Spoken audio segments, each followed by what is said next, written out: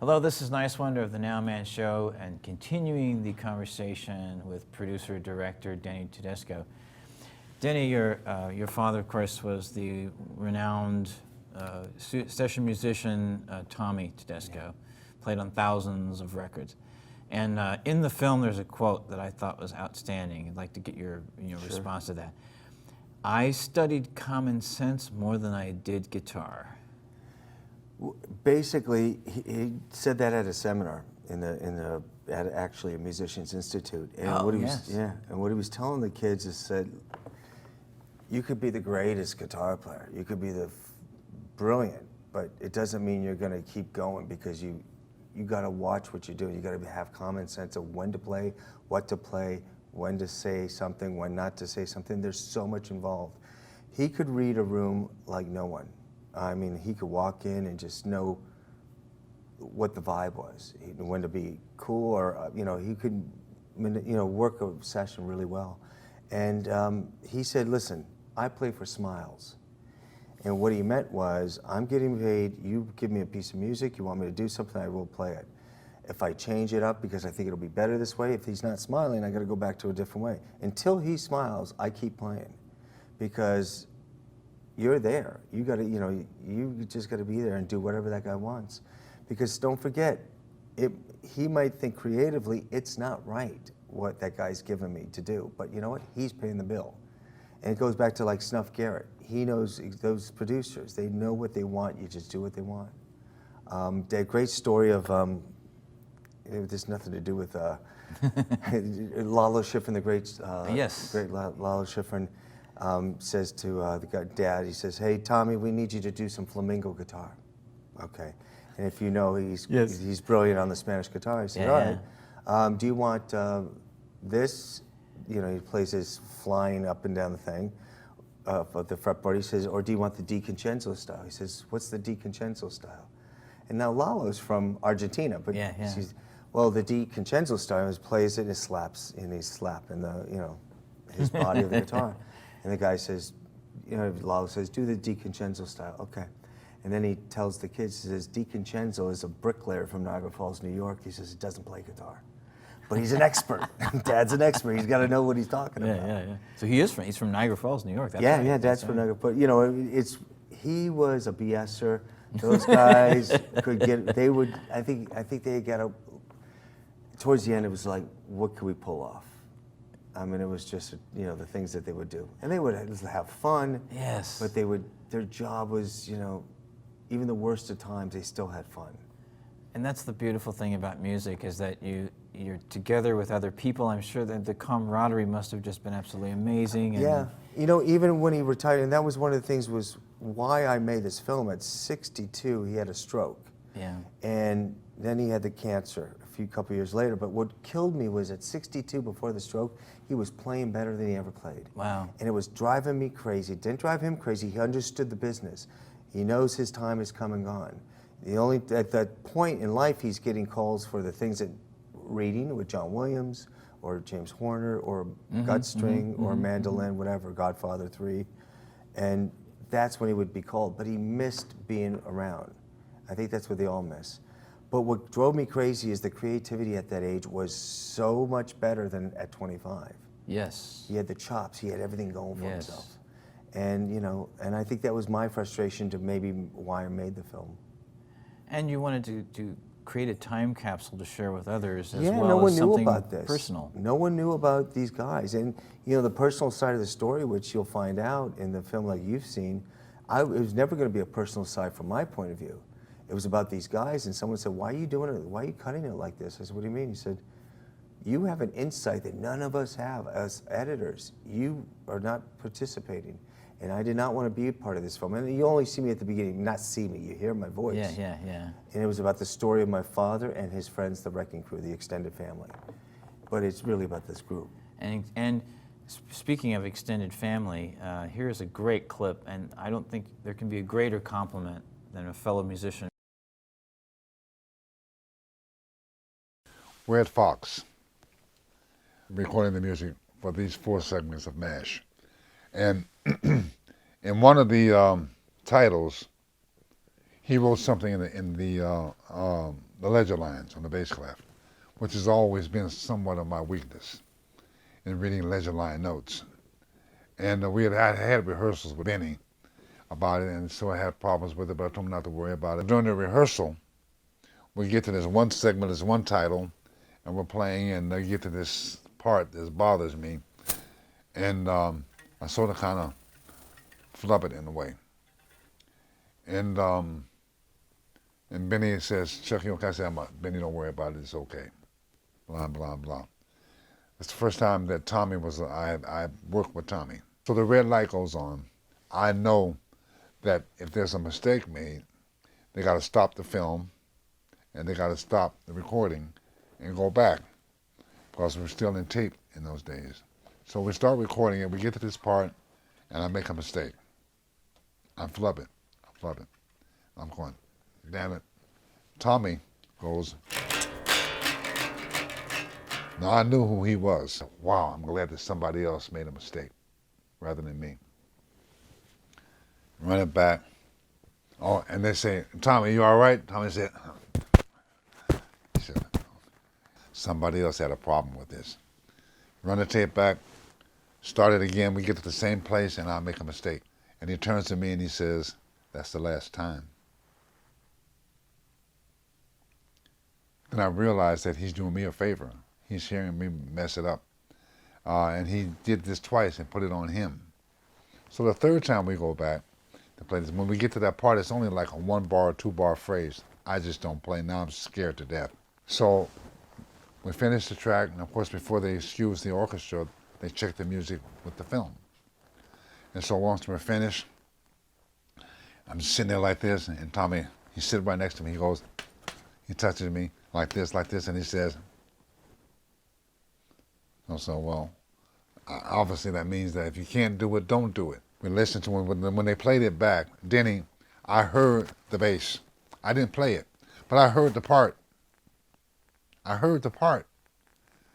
And so I'm sitting there going, and Benny's looking at me going, we go to the break room. And he says, man, I'm Tedesco, Tommy Tedesco. He says, you know, it's great to work with you. I heard a lot about you. He looked at me and he said, every bass clef instrument in this orchestra has that part. Every last one of them. So the first time that you missed it, the second time around, it's up to you to decide if you want to play it. Did your ego want to play it? He said, you didn't even have to play it. As it is, we heard the bass. And that way, we didn't have tracks. At the most, it could have been 8 tracks, or 4 with the rhythm section. There's no way he's going to know that you didn't play it. You know, and he says, don't get scared. He says, fear does that. Thanks for saving me. He said, no problem at all, man, no problem at all. You know, you're a good player, you're here for a reason, because it's a first call band. He says, just don't be afraid of this. You know, and I remember I got in my car going back home. I said, what a nice gesture from a real nice guy to do that for me.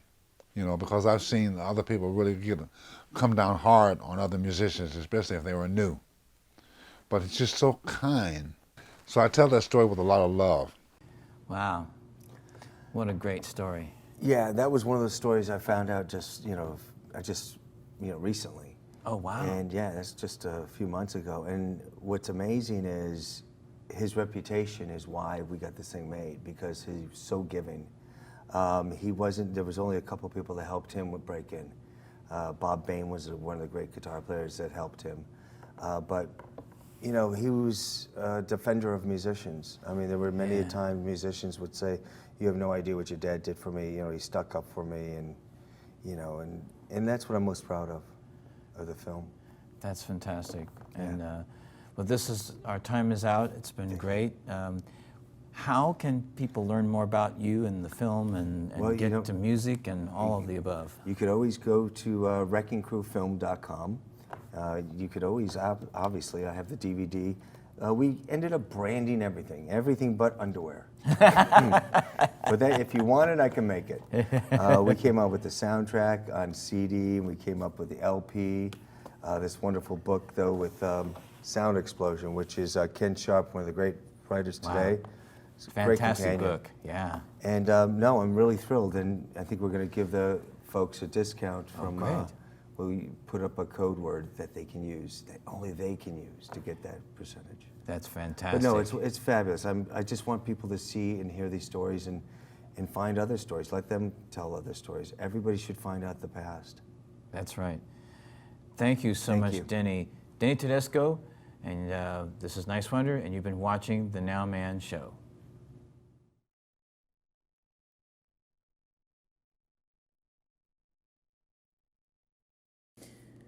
Don Randi is a keyboard player. He's a band leader, composer, sideman, and author. He has performed on numerous recordings, unbelievable, as we'll get into, including the famous Wrecking Crew, also a diversity of artists such as the Beach Boys, Linda Ronstadt, Quincy Jones, Cannonball Adderley, Frank Sinatra, Frank Zappa, The Wall of Sound with Phil Spector, on and on and on. He's played live on stage with Nancy and Frank Sinatra. He's released his own jazz albums, fronted a band called Quest, and he owns the famous club, The Baked Potato, in Studio City, California, that was voted by Los Angeles Magazine as the best jazz club in 2010. He's the author of the book, You've Heard These Hands, From the Wall of Sound to the Wrecking Crew and Other Incredible Stories. Don Randi, thank you for being on the Nowman Show. How can I say? It's a charmed life for me, being in the right spot at the right time. Right, and you certainly were. Now, you've been credited, as this book indicates here, with what's called The Wrecking Crew. We've had Denny Tedesco on this show, the director of the great documentary that you're featured in, as well as being part of Phil Spector's Wall of Sound. Let's get into that. When did you first find yourself as a first-call musician? Well, being in the right spot at the right time. He had a saxophone player that booked most of the musicians for him by the name of Steve Douglas. And Steve was a great blues player, but he wanted to play jazz. And when we started doing, he would come down and sit in with us all the time. And he graduated high school, Fairfax High School in Los Angeles, with Phil. Yeah. With Phil Spector. Phil Spector. Yeah. And Phil had already had a hit record as the Teddy Bears, To Know Him Is to Love Him. Oh, that's right. On Dory Records. So that was kind of, he says, Phil is getting ready to record again, and I didn't know Phil. He said Phil Spector, and then he explained, and he's just getting ready to do a number of artists, and he's starting his own label. So, would you like to play? I said, of course I would. Of course, it was me, Al DeLore, Mike Rubini, or Mike Spencer, and there was 4 or 5 piano players because that was part of the Wall of Sound. Yeah. But I was one of them. And he and I hit it off immediately. Phil and I got along great, and we became very close friends. Steve Douglas, Phil Spector, myself, and the arranger, Jack Nitzsche, we did almost everything together, all the time. So Jack Nitzsche was the arranger. Was the arranger, right. Great. And his wife, Gracia, was part of the Blossoms. Oh, wow. Most people didn't know that. It was Jeannie King, Darlene Love, Fanita, I can't remember her last, Fanita James, I think, and Gracia Nitzsche. They were the Blossoms. Wow. And then Gracia eventually stopped doing it so much. And they were incredible vocalese. I mean, there was not, most of that stuff was not written. Phil would play at the piano and say, you sing this, you sing this, you sing this. And that's how the parts were arranged. Wow. And they had such incredible ears. But, wonderful songs. Do you have any... He's a Rebel. Yeah. That was the first one. A kinship there. And that was the Crystals, Crystals, yes. And then we did all the Ronettes, and Ronnie was just a delightful. And you played piano on the Do Ron Ron and all that, sure. and the Be My Baby. What a lyric. Yeah. I met her on a Saturday, the Do Ron Ron. Yeah, right. The Do Ron Ron. The Do Ron.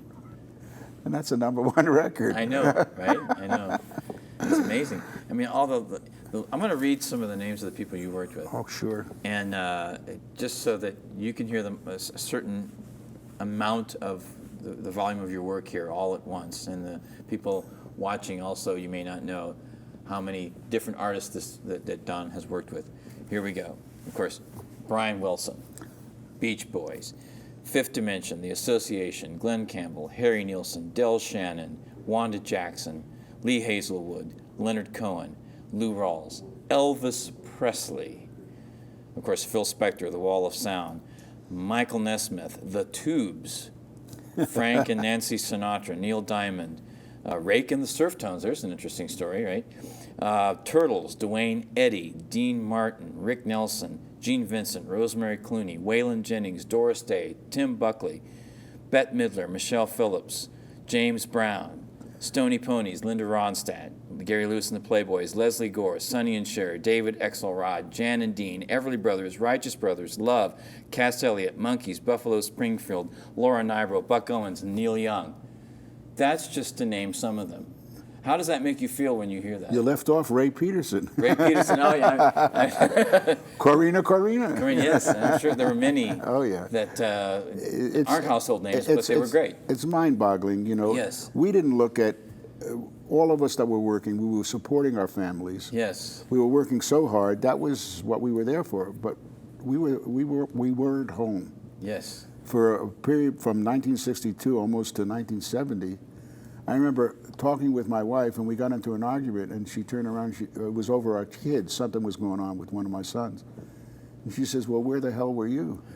And I had to shut up, you know, because she had the bulk of it, you know, and although I was making great money and doing a lot of work like that, but I wasn't home that much. Because for me, when I finished my day gigs, most of the time, it would run into the night, but I always worked in nightclubs. Yes. I worked just about every place on the Sunset Strip and La Cienega Boulevard. Wow. Do you have any particular stories that you remember from the Wrecking Crew or the Wall of Sound sessions that stand out as highlights, memorable moments? Yes, I have. There's a lot of them in my book, There's a lot of them incidentally. in your book. By the way, the book is called You've Heard These Hands, From the Wall of Sound to the Wrecking Crew and Other Incredible Stories. And maybe a story or two that it's not in the book you could share with us? Well, there's or that is, but I think it's in the book, but we were doing a date for Phil, and Phil gets very intense, and you never do. We never went and did a date with Phil, and it was one take. Yeah. It was always 7, 8, 9 hours on the same song. Yeah. Till he got it right.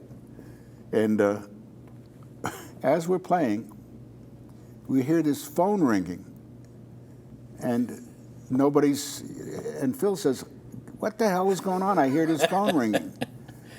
And we stop, and then you wouldn't hear it. And we continue a little bit. Now we're getting a little more intense. It's the third hour, fourth hour. The phone was ringing again.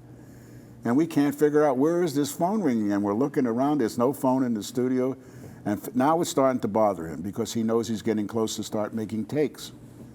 And what had happened was Hal Blaine had been working at Paramount the day before and asked one of the sound guys to borrow a prop telephone. Oh, wow. And he had a prop telephone in his drum case next to his drums. Oh, wow. And he'd lifted the head off, the top of the drum case off just enough, and he'd hit the button and it would start ringing. And finally, after about the 5th hour, Phil was screaming, what the hell is going on? And he let it ring and ring and ring and ring, and finally we were all looking around, and he pulls the case and picks up the phone. Yeah, just a second. Phil, it's for you. And of course, the whole place cracked. This was at Gold Star. We were in hysterics because we didn't know where it was coming from. And Phil just had to sit there, you know. That's how we eventually got the name The Wrecking Crew, because we could wreck a date like that. Oh, wow, yeah. And he was such a perfectionist, probably, Sure, right? And sure. So which would mean that he could be the blunt of the joke. Yeah, and he really knew what he wanted. He was amazing with guitar players, especially. Yeah. He would tell one guitar player, I want you to play it on this fret. Can you put a capo on because I want the open sound out of your guitar? And he'd go down 3 or 4 guitar players, and some of the greatest. I remember one date I looked over, and there was Howard Roberts, Barney Kessel, Tommy Tedesco, and a young kid by the name of Russ Titleman, who was went to Fairfax High School and was his runner, but he was also a rhythm guitar player. And Russ became one of the biggest producers of all time. That's right, that's right. Russ was watching and listening and learning every time he was in it. And a sweetheart. What a great guy. Good man.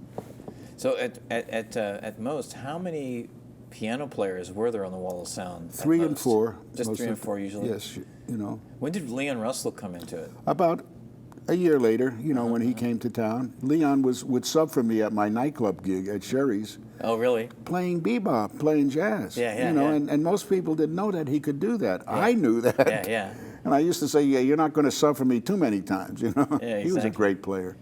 And well, coming from the South, you know, he had his own distinct style too. I mean, Well, I think he was from Oklahoma. yes, Tulsa, Yeah. Oklahoma. Is that yeah. south? Well, that'd be Southwest. I've lived in Okay, that area, yeah. so yeah, it's considered Yes, Southwest, West, but yeah. Yeah, and him and David Gates too is another one from that same area. That's right. He's from Tulsa as well, sure.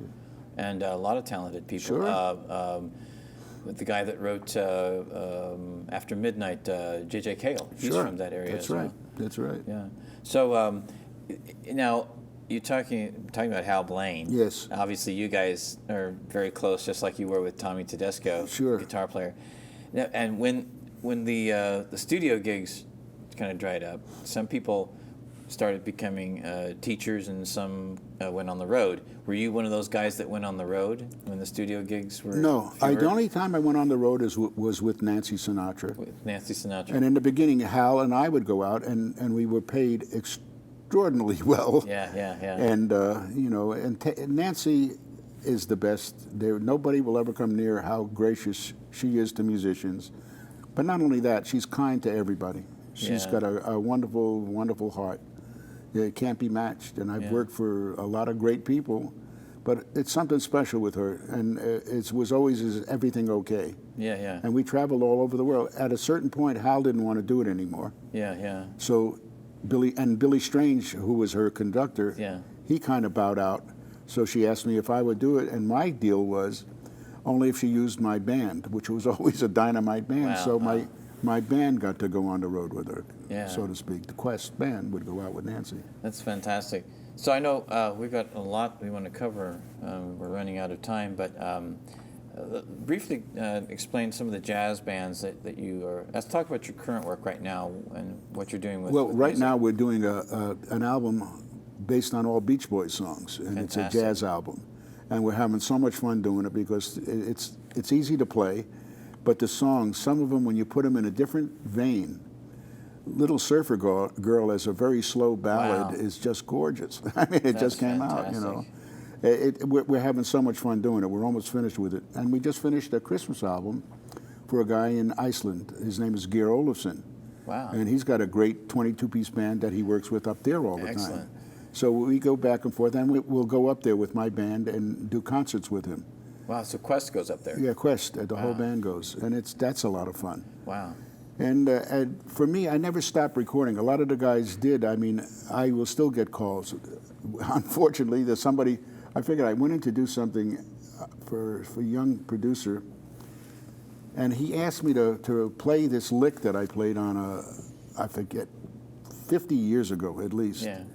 And it was H.B. Barnum that was the arranger Yeah, on that, yeah. you know. I think it was a Little Star. Yeah. What was the group, Little. And I didn't know what the hell he was talking about, but he was smart. He had a 45 player, and he put the record on and had it there for me to listen to. Wow. He says, "Here, do you remember?" And I said, "Yes, thank you very much." And it was the same 8th note, 16th note style that I would play on most of Phil Spector's records. Yeah. But that he wanted that sound, but he didn't know how to say exactly what it is because he's not a musician. Right. But he heard what he wanted. Yes. And he was smart enough to have the record there, which I was glad to do for him.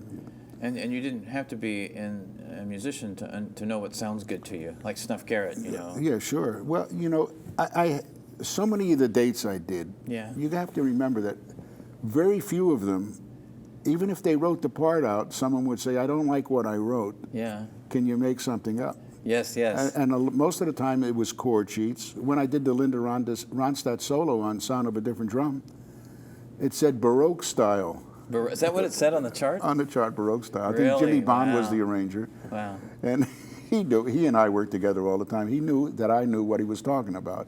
They had this beautiful harpsichord, and I did it, you know. It's a beautiful song too. Great Mike Ness's song, you know. And you had a lot to do with pulling together Cracklin Rose too, Oh, right? yeah. With Neil Diamond in the studio. That was so lucky for me. I loved that song when I was a kid. Oh, There's something about it. I love melody. and it we just- did. That's a good story. Yeah. Hal and I were brought back into overdub. Yeah. And I'm sitting there after we did our parts, and I think Tommy Catalano was the producer. And as Hal's walking past me, we're at Sound Recording, Armin Steiner's place in Hollywood. And I said, boy, do I know what to do with this song. And that's all I said, and I'm sitting doodling at the piano. Yeah. And Hal goes in, my buddy, and says something to Tommy and to Neil, and Neil comes out, he says, let's go to my house this afternoon. And I got to arrange, I put all the horn parts and string parts on Cracklin Rosie, and it was the first #1 record for me that I had arranged. Wow. Great song. And beautiful. Yeah. I have pleasant memories hearing it as a teenager. I got a question for you. Like, I recently saw a clip of Brian Wilson with sitting down with George Martin, and they were talking about God Only Knows. And George Martin was really enamored with it. And Brian Wilson basically said that when Martin asked him about music, he said, where does it come from? And Brian says it comes from a higher place in the mind, and then he said real music comes from the heart. What do you think about that? I think he's absolutely right. And of all songs that you picked, there's a section of that in the middle where it goes bump, bump, bumpy, bump, ba-da-da-da-da-ba. Brian and I had a fun argument over that. Actually, you can find this on YouTube, too. We were going back and forth, and I said, Brian, let me play it short. Everybody should play that part short because he had it playing very flowing and pretty. And I talked him into it. Wow. And that's how it ended up on the record. Wow. The short version. What a great song. Oh, my goodness. Fantastic song and very well written. So, where can we learn more about your music and your career and the whole Don Randi story? Well, my book, You've Heard These Hands. I have many, many CDs. They're all available. Amazon does a great job for us. And Amoeba always stocks me, so that's kind of nice. And then I have them wherever we play, a lot of times at the Baked Potato. Incidentally, my son, Justin, is the hard rock Neil Diamond. Oh, really? Wow. Oh, yeah, he's got that voice. And great. I talk him into doing Cracklin Rose and a couple of the other Neil's tunes every once in a while. Oh, that'd be fantastic. Yeah. Love to hear it. It's fun. It is and fun. Your Quest again. Yes, yeah. So, and then the most recent album is It's called... Acoustomania. We went into, not far from here, at Firehouse Recording Studios, and just John DePatty, who is a great guitar player, and myself did an acoustic album using their Bosendorf piano. Wow. And it's all original tunes on it, too. And that was done in Pasadena? In Pasadena, right over here. Wow. Great studio. Wow. And this is the album right here? Acoustomania. And this is Niswander, and I'm here with Don Randi, and you've been watching The Nowman Show.